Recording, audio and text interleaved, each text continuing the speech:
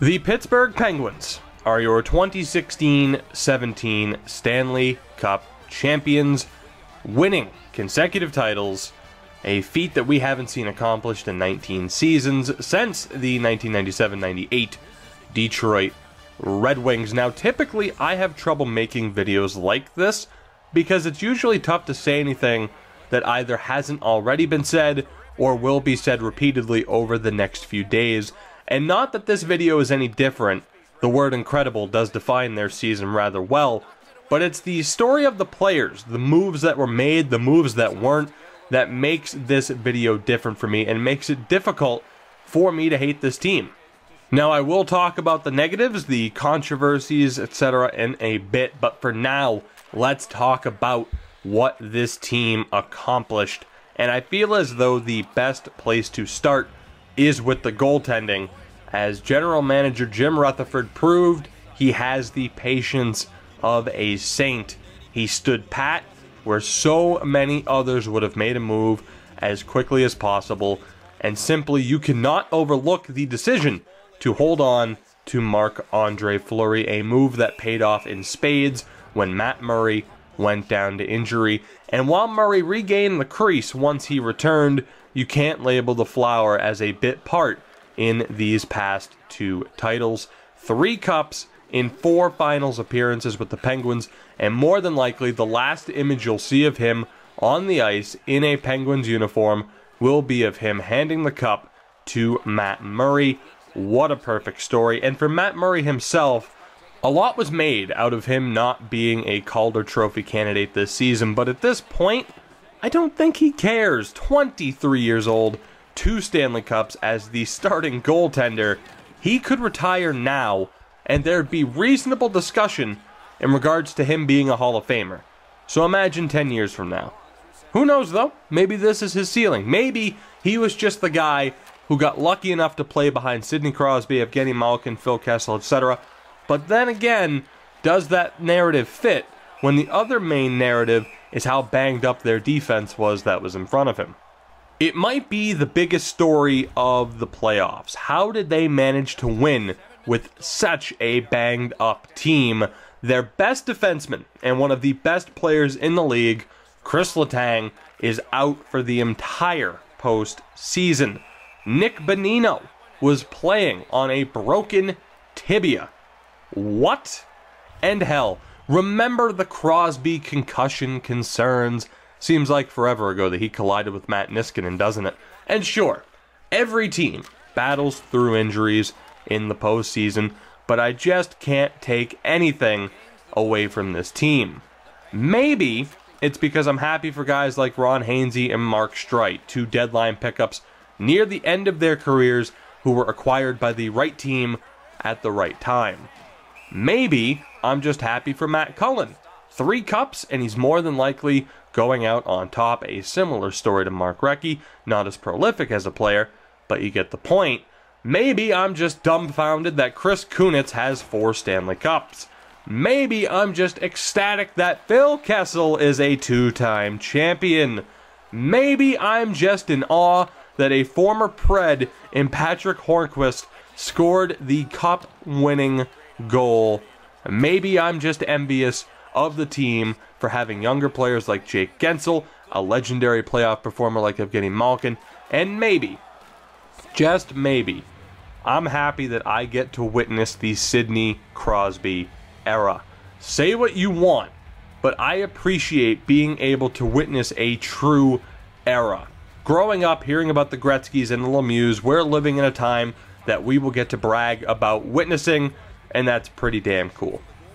Was this postseason perfect? No. And I'm not trying to push the controversies aside, but I do feel as though the Pens deserve their credit.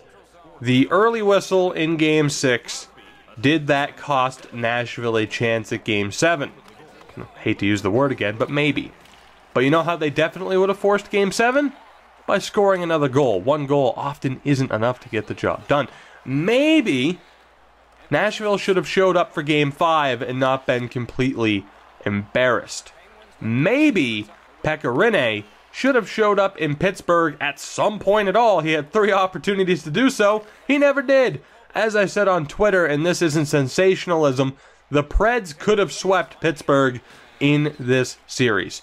You win that first game, Rinne doesn't get scored on by Gensel after 30-plus minutes of not seeing a shot. You win game 2, as you probably should have. You go to Nashville with a 2-0 series lead. What happens from there? More than likely, series over. The early whistle will go down in infamy. Preds fans will feel robbed. Most neutrals will be outraged. Rightfully so, you could argue. But I can't personally say that the Preds were screwed due to that one terrible call. It was a theme of this season. Trust me, I know. Nobody got screwed over more by overturned calls and replays on insignificant offsides and just flat-out missed calls than the Bruins this year, both in the regular and the postseason. But it happens. Does it suck?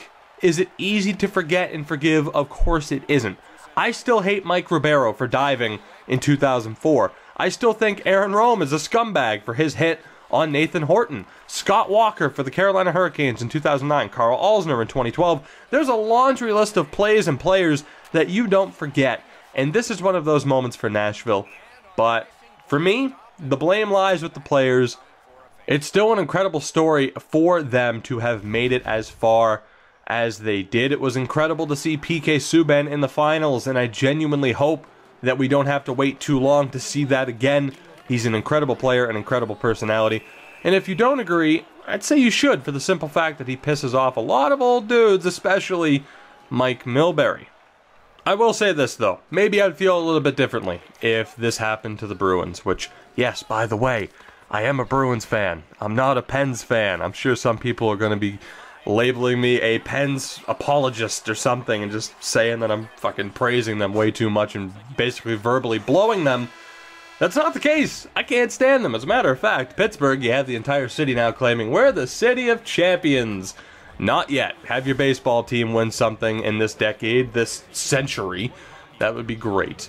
But I will say this, getting back on track, I took a look at my prediction bracket from April 10th, not just to see how wrong I was, but to think back to each series, because some people have been calling these playoffs terrible, which I completely disagree with. We've had so many stories develop and continue in the past 2 months. I don't see how these playoffs and how this postseason could be labeled as terrible.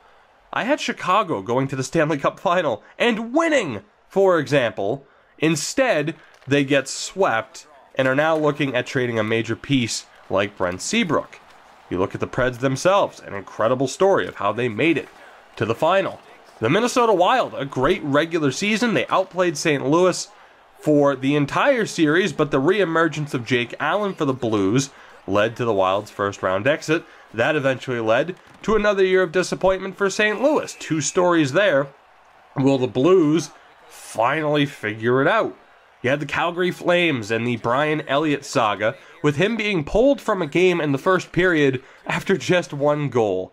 The San Jose Sharks, they go to the Cup final last year. They fall short to Edmonton in the first round. And just how good did the Oilers look? How close to a true contention are they with the second best player in the world, known as Connor McDavid, at the helm?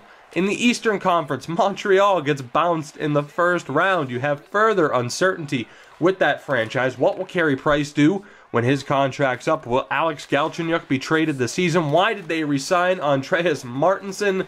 It's still a circus.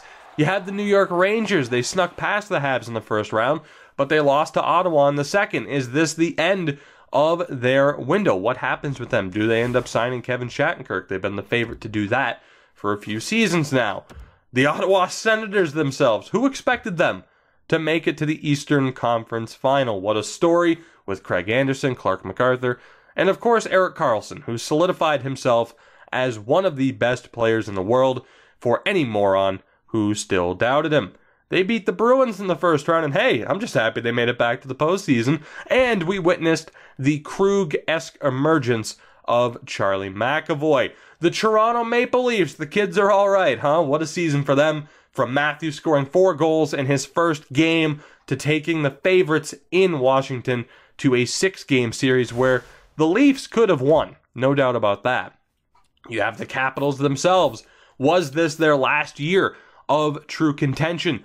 What do they look like next year after again failing to make it past the second round? The Columbus Blue Jackets, after the embarrassment known as the World Cup of Hockey for John Tortorella, his team goes on a magical run. Sergei Bobrovsky remembered how to actually play the game and not get his coach fired, and then they ran into the wall known as the eventual Cup champions. Is that enough stories for you in just a 2-month stretch? The good news is the fun doesn't stop there. Sure, once we hit the second week of July, it'll stop and it'll be dead quiet until October. But the draft itself, it's always exciting. And this year, I'm even more excited than I was previously. It's impossible to tell what's going to happen with so many different rankings, some experts having certain players as top 15 picks, while other experts don't even have the same players going in the first round. You have the ridiculousness of the lottery, seeing New Jersey, Philly, and Dallas move up. Patrick or Hischier, who goes number 1? I cannot wait for the draft. Free agent-wise, it's an interesting class with many of their own stories. You also, again, have Kevin Shattenkirk, as I mentioned. Did he kill his own hype with his postseason play? Can't wait to see where he goes among other players. And then, of course, we've waited so long. The time has almost arrived. The expansion draft. The Vegas Golden Knights are here. Will it disappoint? Was the hype just too much? Or will we actually see the circus of trades that we've all prayed for? I can't wait to find out. What is their strategy? Do they go for a younger team? Do they take on veteran contracts and try to get extra draft picks out of it? Who the hell knows? I'm excited to find out, though. In conclusion, the 2016-17 season has come to an end. It's been a year of breakouts, solidified legacies, horrible officiating and rule changes, shocking trades, shocking firings, and while my postseason depression will be delayed, thankfully, by the expansion draft, I have to say, I miss hockey already. And I'm recording this an hour or so after Pittsburgh won the Cup. I can't wait, though, to see what happens leading into next year. With all that said, I want to hear from you guys now. What do you think? I covered so much in this video, but let me know what you think about the Pens, the playoffs, the offseason, the officiating, everything. Let me know down in the comments below. If you've enjoyed the video, make sure to leave a like to help support the channel, and to make sure that you never miss a video, make sure to subscribe if you haven't already, join the notification squad, and follow me on Twitter at Tougie24. Congrats once again to the Pittsburgh Penguins, and I'll see you guys next time.